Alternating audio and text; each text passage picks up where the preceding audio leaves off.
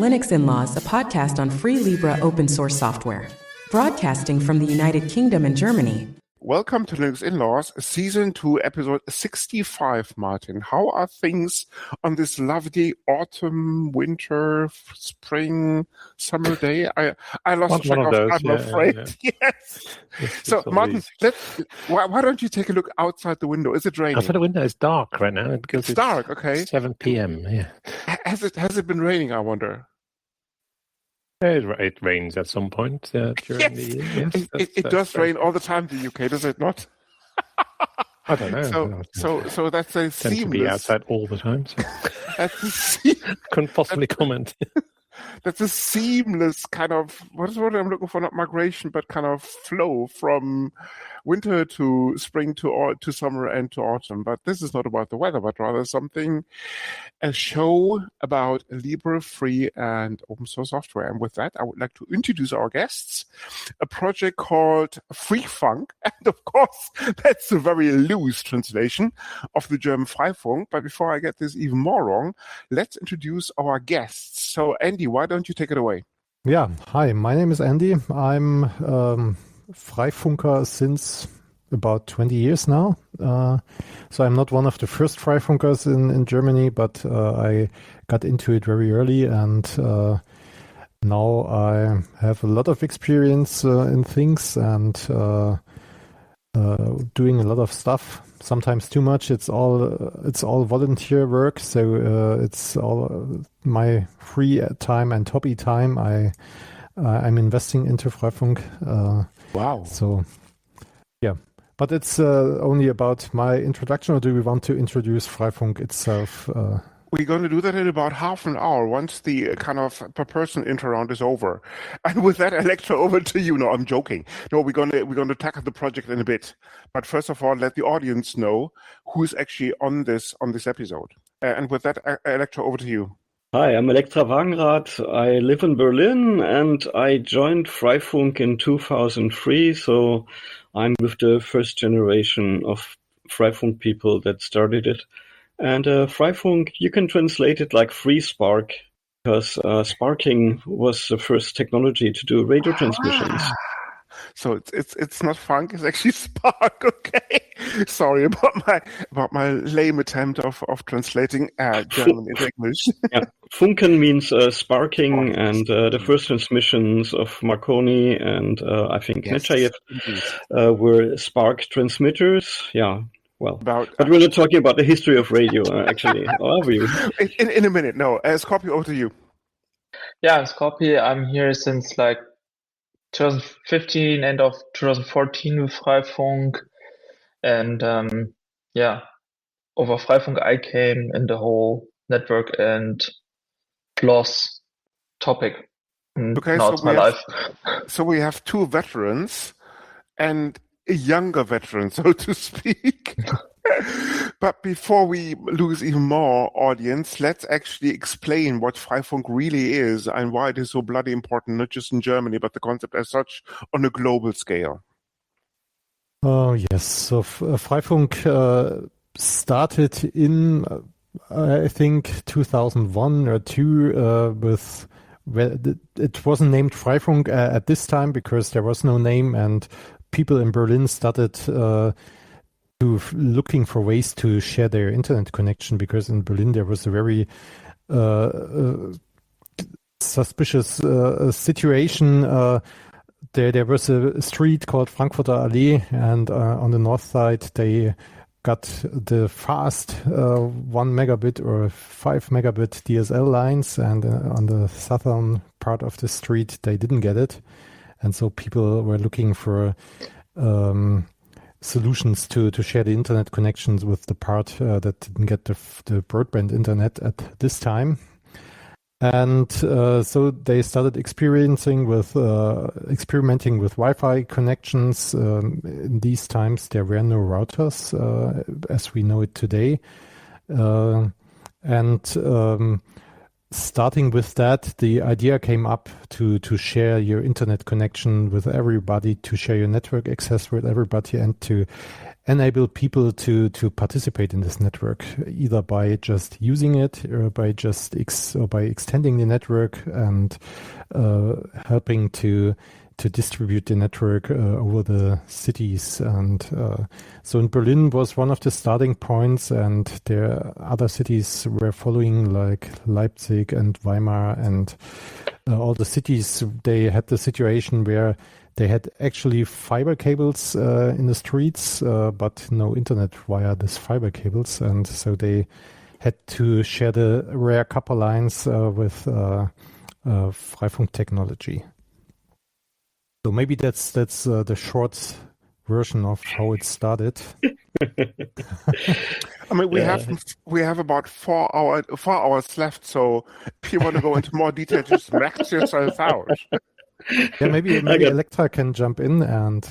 Okay, well, I actually can. In 2002, after the Transmediale, there was a meeting of people that came from the artist, communication, open source scene. And the meeting was called Berlin, London, because Londoners like Adam Burns, they came for Transmediale, and there was this meeting where people met and had the idea and shared the idea to use the fascinating Wi-Fi technology to give people free access and start building their own independent networks using Wi-Fi. You may want to explain that word for the non-German speakers amongst us. Which word? Something that ended in Jale, but I couldn't tell you what it was. So. Wi-Fi, Martin, it means wireless network, essentially. It was WLAN, as in wireless LAN, in case you didn't get this. I think you meant Transmediale and... Yes, no, I'm joking. Yeah, you should probably explain what Transmediale is. Exactly, sorry. And Transmediale is an art festival that happened in Berlin. I'm not sure if it's still going, but... it used to happen every year. I haven't been there in the recent years. It might still be going on. I think it was an annual event, at least at this time. And so that's how the people met. But I only joined about a year later. We were fighting the problem in Friedrichshain South, that we had a open source education space where we're teaching people using open source software. It was called Low Tech. And we had an internet connection via what was it called? I don't remember. It was like you had to pay for every minute, and we wanted to get internet access from the north of Friedrichshain because we were living in the OPAL ghetto. Like a dial-up. Yes, we had a dial-up using ISDN. Now it comes back. It was like a 6.8 kilobytes per second, and you had to pay like 3 Pfennig for each minute. And so we were amazed that in the north of Friedrichshain you could get like 768 kilobits in download and 128 kilobits in upload. Even the upload was like double the download of the ISDN, and we would not have to pay for each minute. And that's when we started setting up Wi-Fi links between a squad that had the ADSL, and our space that had nothing. And that's how I got involved in building networks with Wi-Fi.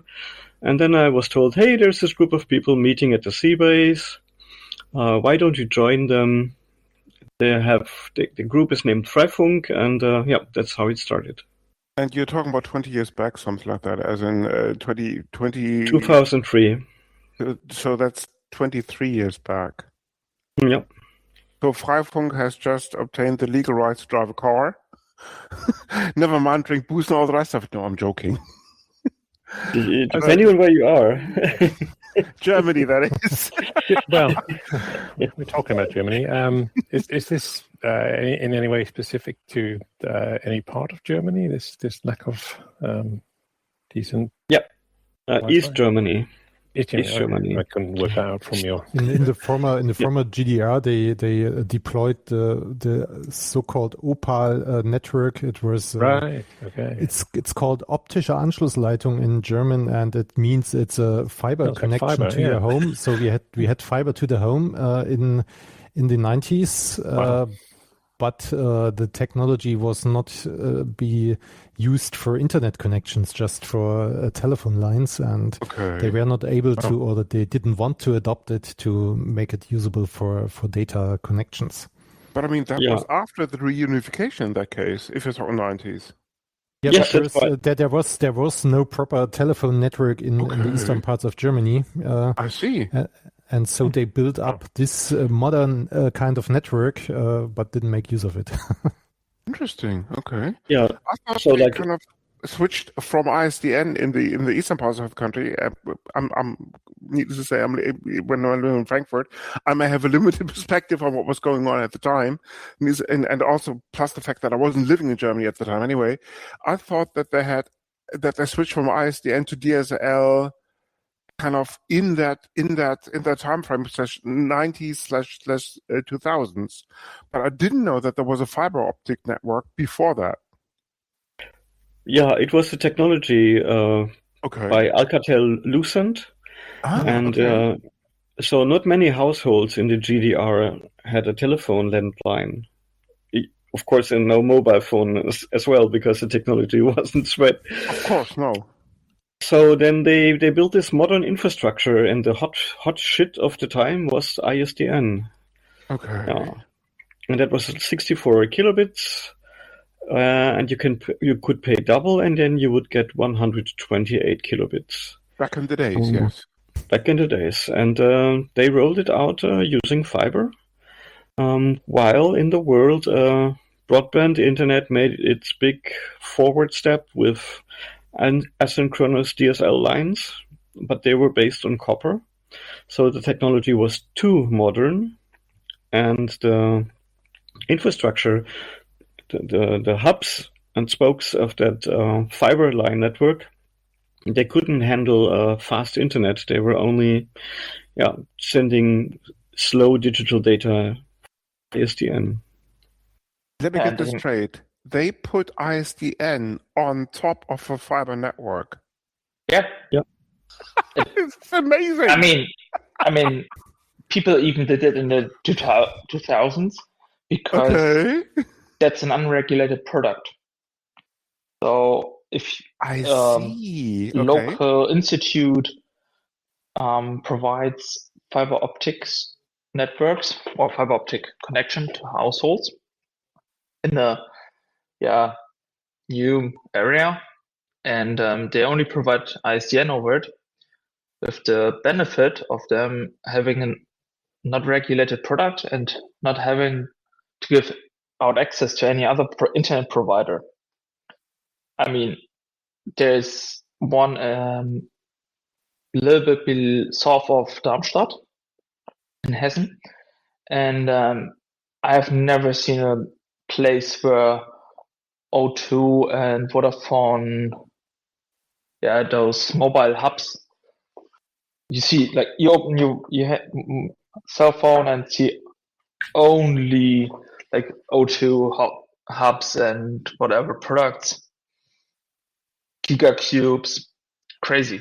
Yeah, two of the major German network providers, if I might add that, because perhaps not everybody knows who's listening to this, who O2 or which companies O2 and Vodafone are.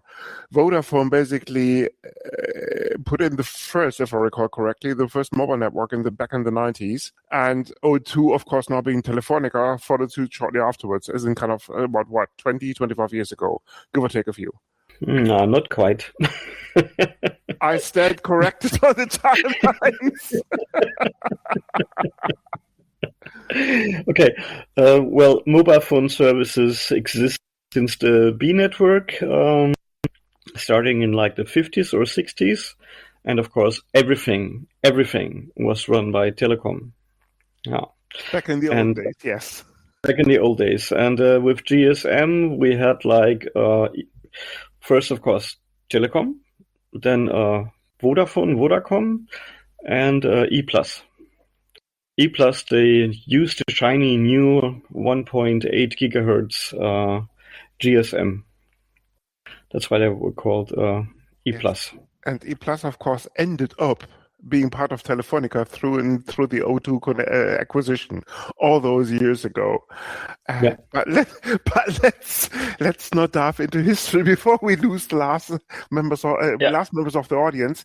Why don't we go into a little bit of a technical detail what actually Freifunk is and how it works on a more kind of architectural / technical level, and how and especially if any people are listening in Germany who want to set up their own access point to be shared with the neighborhood, how to do this and how to go about this and what they need. So one important thing is Freifunk is decentral and is mostly built up out of communities. Each community meshes which inside which are the other nodes of the community. But for example, Freifunk Frankfurt and Freifunk Berlin use different technologies. So you can't say this is how Freifunk works.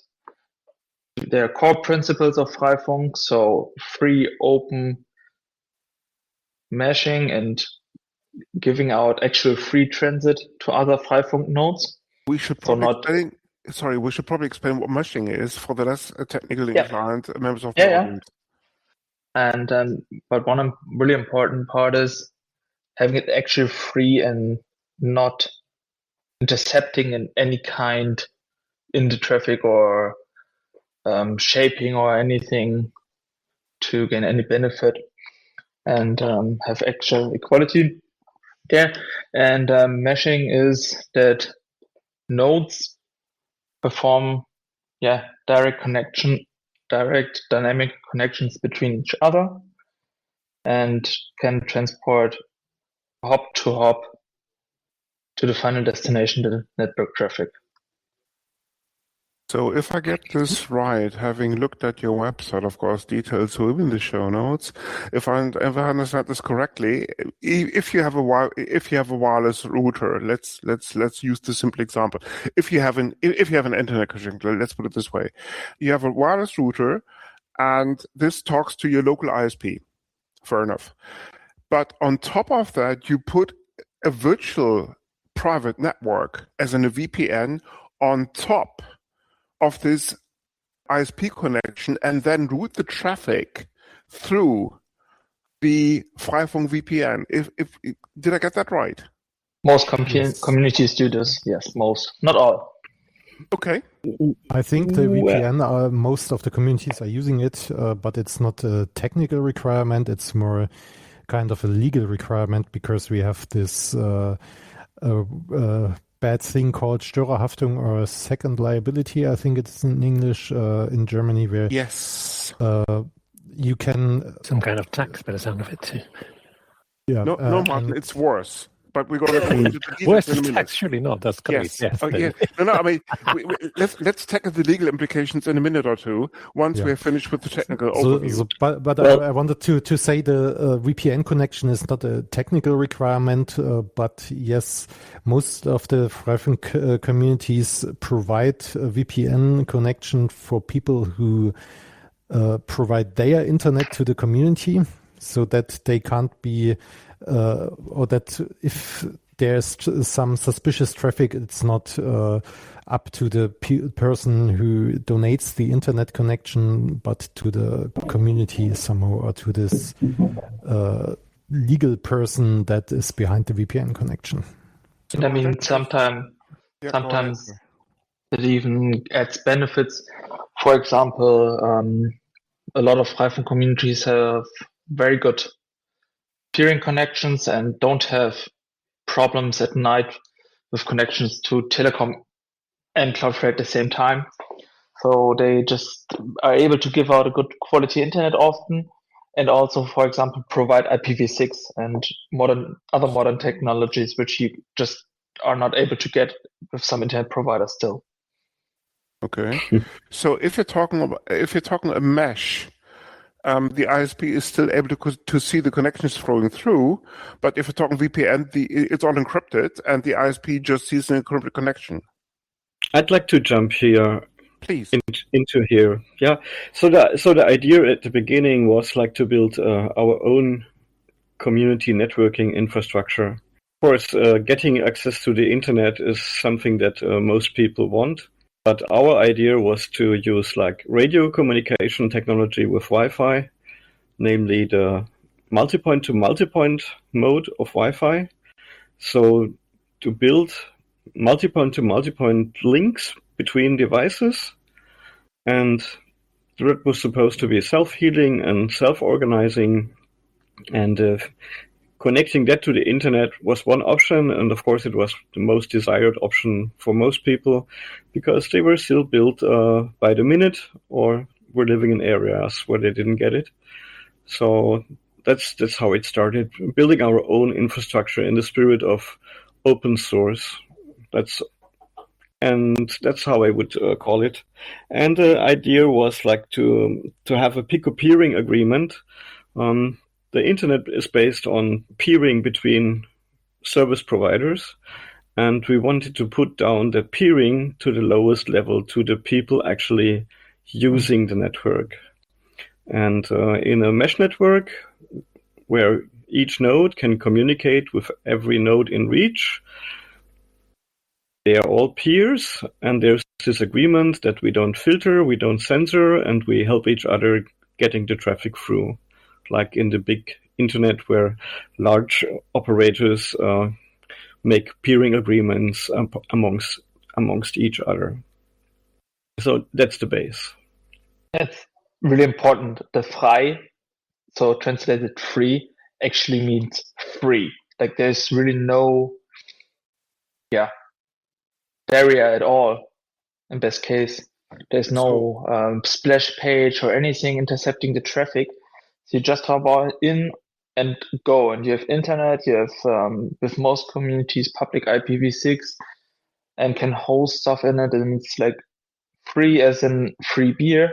You go to the crate, grab the beer and have fun. Free as in no limitations, no censorship, no traffic shaping, nothing. If possible, yes. I mean, there are always technical limitations, but free as in free beer, somebody has to pay for it. Somebody has to sponsor and donate their internet connection on the hardware. Somebody has to pay for it. But yes, free as in free beer and free as in freedom. Yeah. Well, as it started in Berlin, the idea at first was to have like a metropolitan area network. Sorry if I jump in with historical stuff.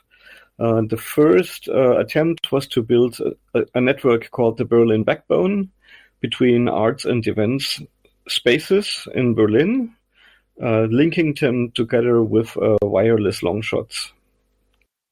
So to have their own infrastructure to, for example, do streaming of events between the venues. So the internet was an afterthought after that. But of course, the most important, because everybody wanted to join the internet.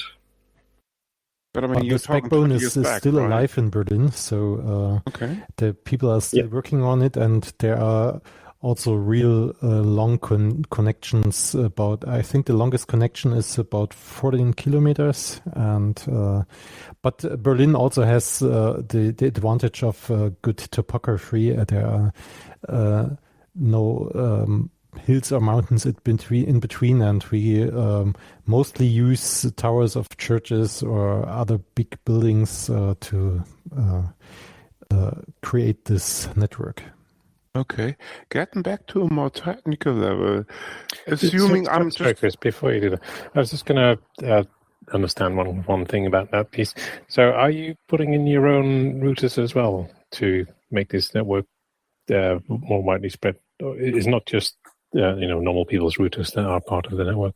Is that correct? Or for those long distance connections, there is some more expensive hardware in use. Yes, so it's not the router you use at home.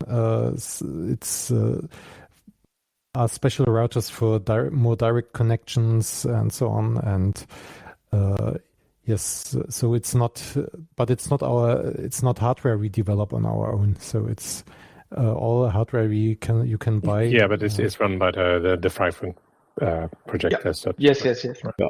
Okay, thank you. Carry on, Chris.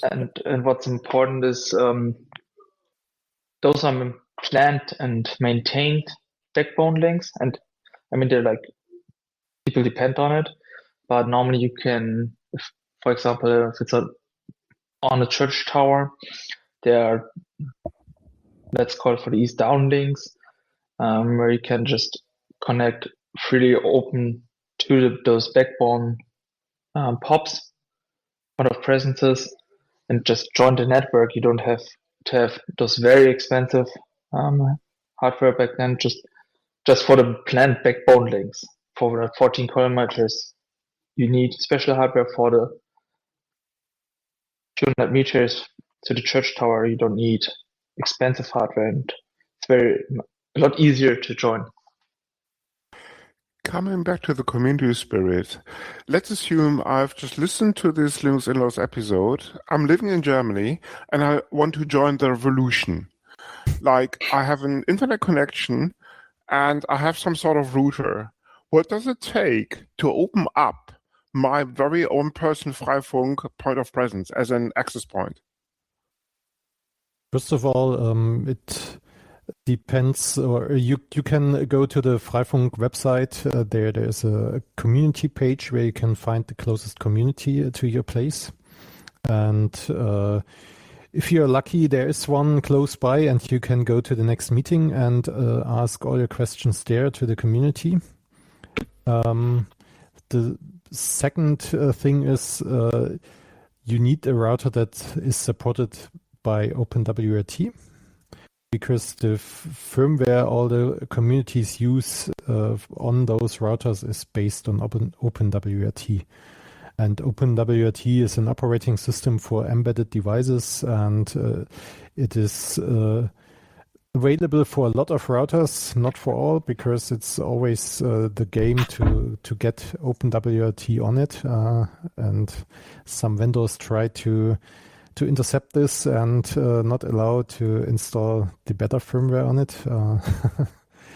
And yeah, so these are two requirements. You need to get in touch with the local community you want to connect to. So there is always a social aspect in Freifunk, and you should get in touch with them. And they can also tell you what's the best or the recommended routers they have in their community and where they have firmware for.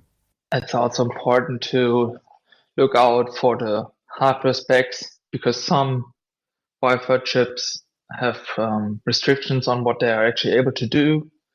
Some are not able to have multiple networks open and are not able to do meshing and client at the same time, AP mode, so clients can not connect if it's not meshing.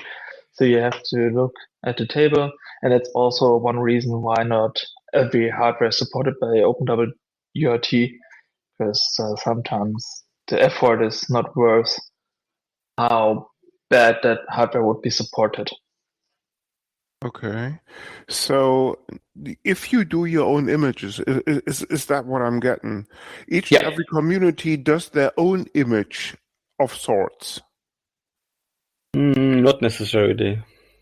Okay. There is like a generic image, it's called the Gluon firmware, for example. But an easy way to start is just to look, if you're just in the middle of nowhere and there's no community around, look what's the next community that is not the closest to you that exists, and ask them or look on their webpage what firmware they're using, and typically they will help you with infrastructure. For example, if you need VPNs, they're typically happy that you want to use their firmware and their VPN servers, and then you just start rolling out your local Freifunk network with their firmware. That's one approach that many people have been doing in the past. Okay. But I do have to contact them. I do have to do some sort of enrollment/registration. I cannot simply download an image for a supported router, flash the router, and then join the network. That's not how. Different. Download the image. Please I explain. think there's no registration at any community. Maybe in former times there were some communities they wanted to get to know who is using their VPN services, but I'm not aware of any community still doing. No, there's some communities which demand some kind of contact for the usage of the VPN, especially because some communities just experience too much abuse of their VPN service. Okay. But downloading or building the image is free. Like, at least you should be able to get the source code of the whatever is needed to build the firmware, either on your own or just download it for your device. That's free, like Freifunk. But using the VPN is not always completely free. But joining the mesh over Wi-Fi is normally without any registration. No, it is without any registrations completely, because that's how the mesh normally works. Okay, interesting. Changing tack just a little bit. The legal aspect has come up so far, and maybe before we go into the detailed discussion, maybe some sort of background is useful here. When Freifunk first came about, there were certain, let's put it this way, concerns that this, and you already said the word abuse, that this is being abused by, say, Tor traffic or some other illegal content sharing, file sharing, what have you. And then something happened in 2017, 2018, and I'm a little bit scarce about the details. So why don't you fill us in about the legal background here and what happened in the late teens with regards to the change in legislation? So one important part is where you still have to differentiate is civil law and contact to the police or any state Criminal law. organization. Criminal law, yes. Yeah, I mean, it doesn't even have to be criminal law. It just has to be. I mean, contact with state agencies is now not the nicest thing in the morning at 4 o'clock. You sleep tight and then you get woken up by some state actors because somebody sent something bad about your internet connection. A proper Most people raid. don't like that. No. Some people even get raided because somebody sent a 3D image or 3D printing file over the internet for atom bomb in the 3D printer. I mean, yes, classic thing, getting raided for a 3D image, but okay. People just use Freifunk to get around all of this. I mean, in 2017-18, the legal law changed for file sharing stuff, that you don't have to really prove that hard anymore that you didn't do it. But I think Andy can help us out better here. Yeah, I think until 2009 or 10, there was no VPN at all in Freifunk networks. So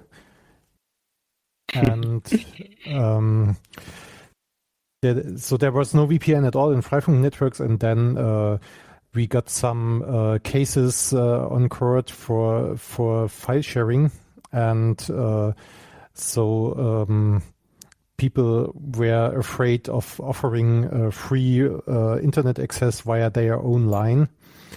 And so Freifunk and some other people sat together and they built the so-called Freedom Fighter box for helping out in these cases. And the Freedom Fighter box was a basic Wi-Fi router that got a VPN connection to, I think it was some VPN service in Sweden at this time.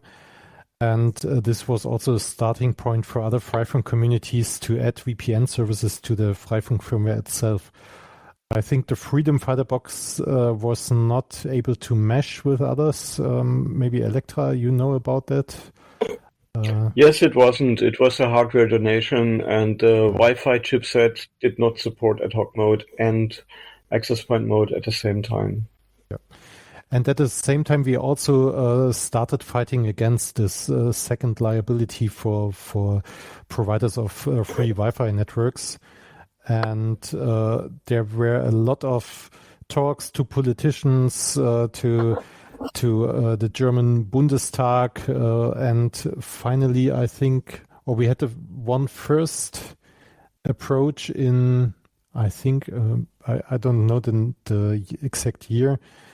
It may have been 2016 or so, and then we got the draw of a law for that, so that we could get rid of it. But then new elections came up, and this didn't come into place.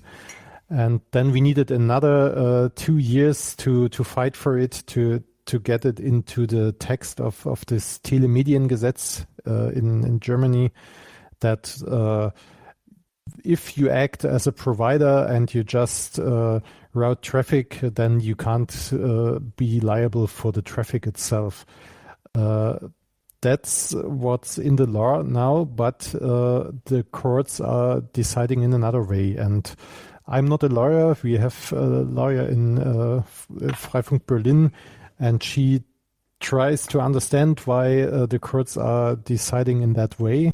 But at the moment, it's like, if you say you haven't done this file sharing, for example, you have to tell who would have done it, and then they would open a case against the other person. So they somehow made it to still get have this topic there, and we didn't get rid of this second liability thing, and we still have to deal with that. And that's one of the bigger things we had to deal with Freifunk from 2010 to now. Which is an interesting observation, because I thought that this change of law in 2017, 2018 was exactly about this, as in doing away with the requirement of proving that you haven't done anything wrong, being a, in inverted commas, provider. Yeah. Yeah, but it's but at court it's still not somehow not accepted. We don't really know why this that way. We think all the people there need some education in IT and how internet works and so on. But we had one case. There was the grandmother of a Freifunker, and the Freifunker installed a Wi-Fi router there, and his grandmother didn't have any internet device at home, and she still had to pay for a file sharing case. So that's how it goes in Germany. Are you serious? Yeah. Did you get the FSFE or some other lobbying organization involved? Because, or even the equivalent of the EFF, if it does exist in Europe, because that's precisely the angle of attack in inverted commas. Yeah, that's, but I mean, they said they changed the law, but they didn't change it in a very exact and clear way that the other side has to prove it. No, you have to prove that you didn't do it, and the proof of you didn't do it is only possible by telling who did it, and that's just a bad and broken law. It's not how it normally works, but there was other lobby organizations who are stronger. Hence the requirement for VPN on top of Freifunk, or as part of Freifunk. I mean, VPN on top of Freifunk is possible. Then we can't look into the traffic. But yeah. Sorry, misunderstanding. I mean, if I recall correctly, the original idea behind the VPN as part of the Freifunk network was to route traffic through Sweden or some other country that doesn't sanction these, in inverted commas, violations of the copyright law. In terms of, if you route the traffic through that, nobody can hold that against you. In terms of, you route the traffic through their country and you're off the hooks. I mean, there are very few communities who do this.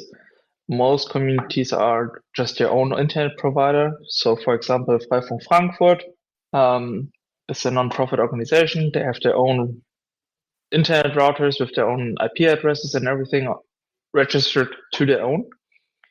And then they count to any entity as real internet providers because it's not a natural person.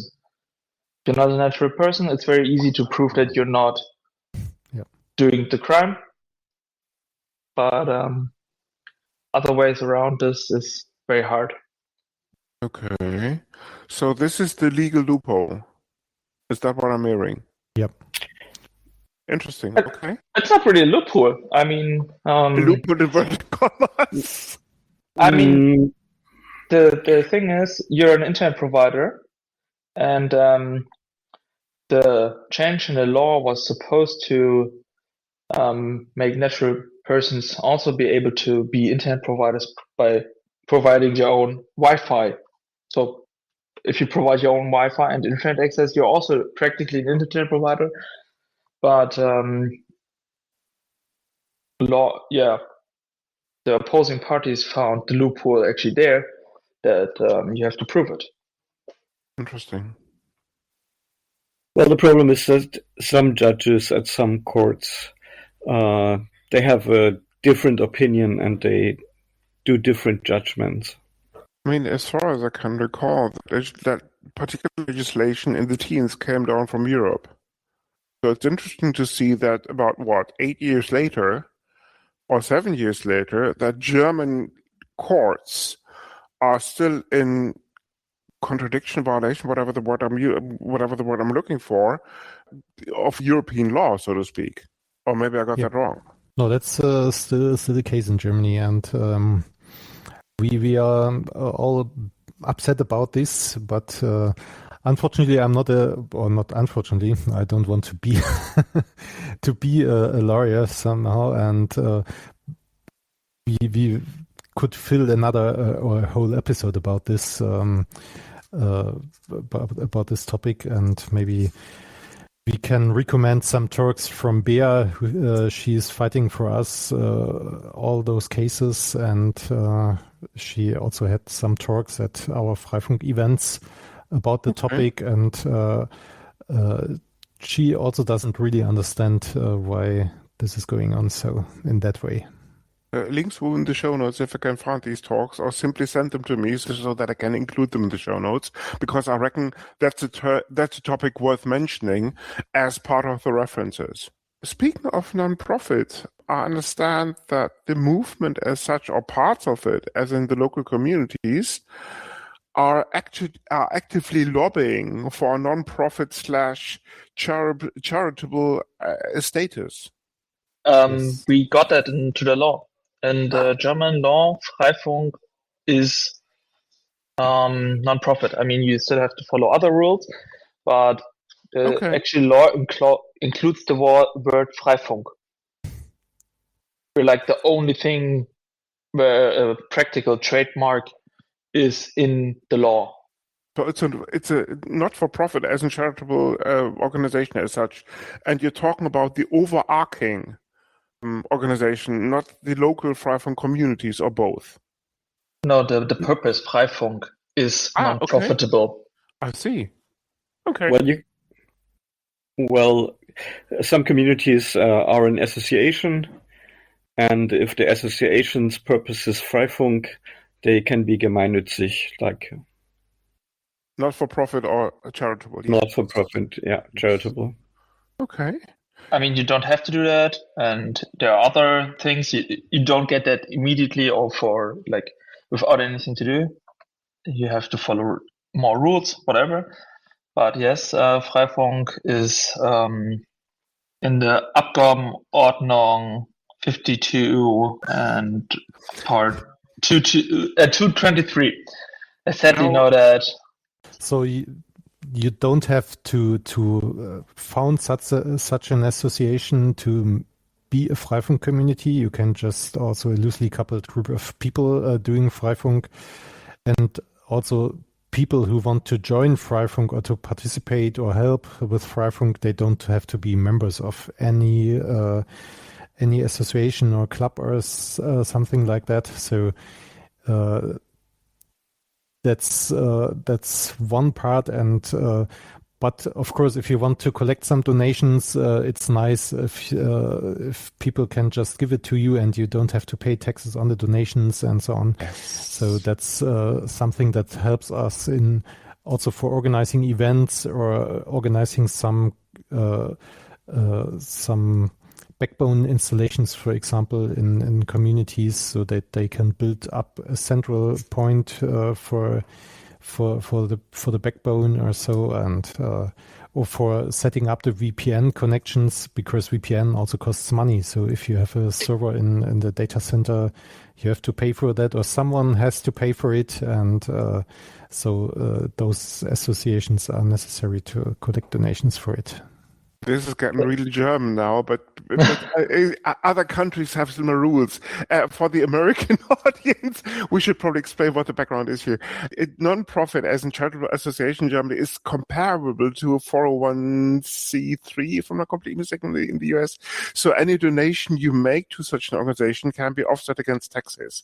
Same goes for that type of association in Germany. So whatever you give to said association, you can write off against taxes, which is a big thing, needless to say, for this type of organization. Yeah, and I mean there are 2 points. I want to repeat myself and point to Andy. Freifunk is free. That's for myself also a very important thing. Access to it and participating is always free. And but it also helps us a lot that the lawmakers decided, okay, Freifunk is an important thing. We even put it in a non-profitable state. So we have some like help from the law, that we're not just like some random people doing random things. Absolutely. We already touched upon this.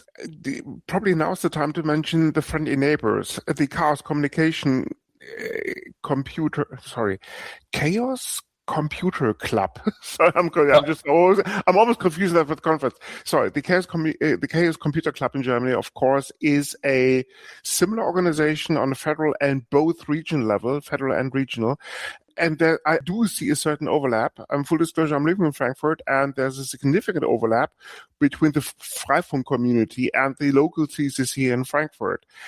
I reckon Frankfurt is not the only example where you partner or actually cooperate with similar organizations with similar goals. I mean, that's just from the nature of the thing. Both have something to do with computers. Both have people who, want to share knowledge, and that just makes it easy. Freifunk normally doesn't have their own rooms. They need some place where they can have their community meetings, and one thing leads to another. Most hack spaces, most TCC have Freifunk in their rooms for guest Wi-Fi and similar things. And also both groups support open source software and open source hardware. So I think it's what Scorpi said, the kind of nature that people of those clubs find themselves in both worlds. I'm a member of the CCC as well, so there's personal overlap. Exactly. plus the fact that these two organizations had for similar goals in terms of freedom, free access, and that sort of thing. And I reckon the CCC is quite political, both on a regional as well as federal level. But I reckon Freifunk doesn't go as far as that from a political angle, or does it? Network politics, yes, but we're like focused on the topic, and running a network is already a lot, and doing the political things around this. For example, we also fight for the 6 gigahertz Wi-Fi spectrum. I mean, that's also a political thing, but also helps us, or the radio lockdown for routers, being still able to use open source software for the Wi-Fi routers, was in a situation where it was not clear that we can still do that in the future. And did politics for that. And of course, that plays along with initiatives from the FSFE, for example, with freedom of router. So if you take up an internet subscription, basically the idea is that you can pick your router and do not have to avail of the router that the ISP forces upon you, which comes in handy, of course, if you want to go down the Freifunk route. Yeah, I want to mention that we also try to lobby for getting access to TV whitespace, or unlocking TV whitespace spectrum in Germany, or in Europe for that matter, but didn't work out. What is TV whitespace? That when television used to be analog, and for analog television you need more bandwidth to get the program along. And since the terrestrial broadcast became digital, there was a spectrum free, and that spectrum could be used for wireless communication. It's called TV whitespace. It's like unused TV spectrum. I see. And we were testing that. I was developing hardware and testing it in Berlin in 2015. Wow. Okay. Interesting. But Martin, you had a question. I do. I have a slightly related question, actually. Before I come to my next question, you talk about the TV white space. There was a long time talk about shutting down the analog radio signal as well, right, and moving it to digital. That has since not happened. Is that the same in Germany? Is that ever going to happen, or is that a reserved space that will never be? We have digital audio broadcast plus in parallel to analog FM, and our broadcasters, especially the public broadcasters, are pushing towards getting rid of the analog FM towards DAB+. But so far, both are existing in parallel. Andy and I, we do community radio shows, and we were broadcasting on analog FM and digital audio broadcast plus and internet stream until the end of 2025. And now in 2026, we have found ourselves without the FM analog broadcast anymore.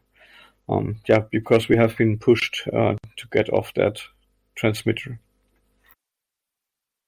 Interesting. Yeah, I think the year in the UK was like 20 something in the past, which never happened. But anyway, yeah, okay, maybe it will happen one day.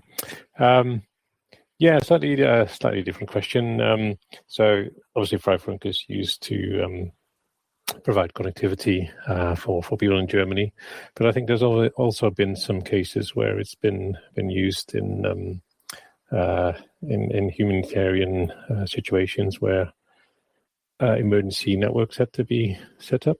Can you talk a little bit about that? Not only in emergency situations. For example, when I started to work in South Africa, I also learned about people using the Freifunk firmware to give access for people in the Cape area in South Africa. Nice. So it might be more spread around that we actually know. At least I could visit such a network in a township. And Okay, but there's these also are unrelated to yourself in terms of organizations. Yes, just some guy learned about Freifunk. He downloaded the Freifunk firmware that was used in Berlin and actually used by most community networks back then. Also in India, Air Jaldi started with Freifunk-like firmware. So it has been used around the world. And of course, in the US, there are groups. Just Freifunk is just a label for this community wireless networks for the German-speaking countries. Interesting. Anything we should touch upon before we wrap this up? Something that we haven't mentioned worth mentioning? Like world domination. World domination, go to the next door, grab the router and mesh. People, you heard it here first. Go ahead. Links with the show notes. Yeah. Well, I think wherever you are on the planet, you can just fetch Freifunk firmware from one community or build your own or use like a native Gluon firmware and start your mesh network. If you're starting to use VPN of some Freifunk group, it would be nice to say hello and tell them that you would like to use their VPN services. But that's about it. This is what I would call a proper call to action. Yeah, just do it. Just mesh. Exactly. I have to add something. If you want to get to know the community or if you want to dive deeper into the technology, there are some events that are organized by Freifunk and also by other wireless network communities all over the world. One of those events is the Wireless Community Weekend happening in Berlin in May. Or the Battle Mesh, that's another event. It's an international event that happens once a year in every time in another place all over Europe.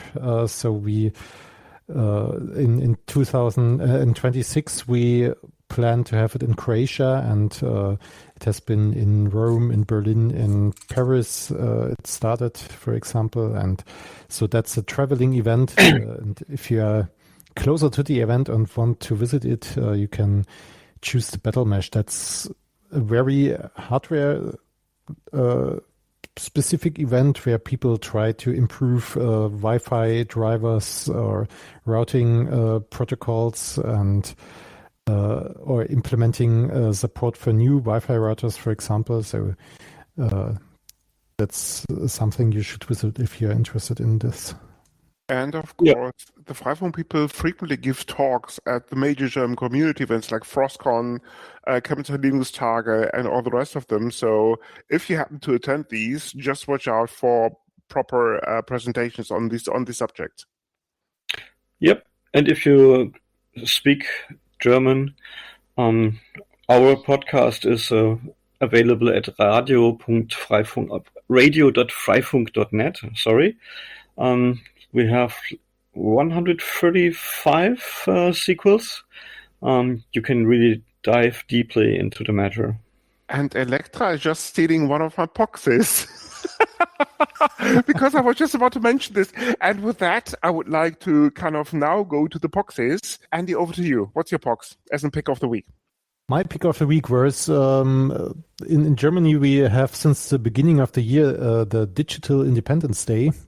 It's on every first Sunday of a month, I think, and the goal is to get away with, for example, with your Telegram or WhatsApp to Signal to get to more independent services instead of using all those closed big tech stuff. And I'm a big fan of self-hosting services, and I got to know Davarich. It's a service to track yourself in geo coordinates and track your trips, for example, and have it on your own hardware running. So I installed it last week, and I'm playing around with that now and can record my trips and know where I went yesterday and the last weekend and so on.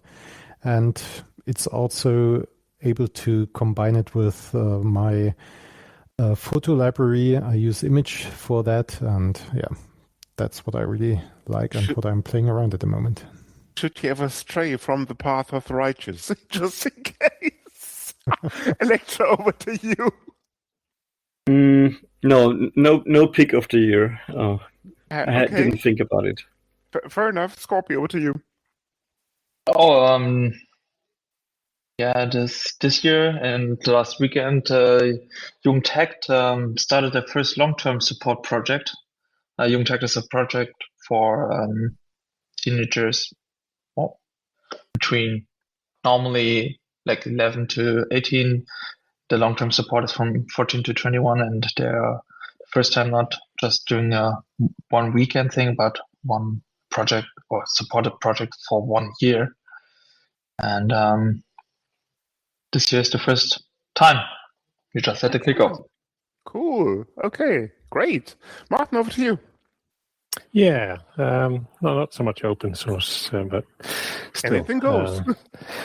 Hey, this is a company called Unitree, which some of you may or may not have heard of, but Let me guess, it's not a database company. no, it's not. No, it's a it's in fact a robot company, and they did There you go. a very impressive New Year's Chinese New Year display recently, which is well worth watching how far that stuff has advanced these days. Yeah, But sure. I hope Mrs. Visser is still in place, so you haven't replaced your wife. Yeah, no, I was mainly thinking about you, really, because you can get rid of all Nice these other one. limbs that you have, and Nice one. put your head on top of Nice all of one. Nice one. Nice one. Links, maybe the show notes if Martin sends me a discount coupon or something like that. Yeah. And with that, Electra already mentioned one of my podcasts is actually Freifunk Radio. Links, of course, with the show notes. It used to be transmitted via radio, but now it's podcast, apparently. Very much worth listening to if you happen to speak German. Electra, correct me if I'm wrong, there are no transcripts at the moment. There are some podcasts in English, actually. Even better. Namely, Okay. if we had Adam Burns, one of the people that started it all at the Berlin meeting in 2002. Hey. And we're still on the radio, but not analog, but DAB+, which is the digital terrestrial radio broadcast as well. Links, of course, in the show notes. And the other podcast is actually a TV series called Burn Notice. It's about a stranded CIA operative down in Miami. I won't give away too much.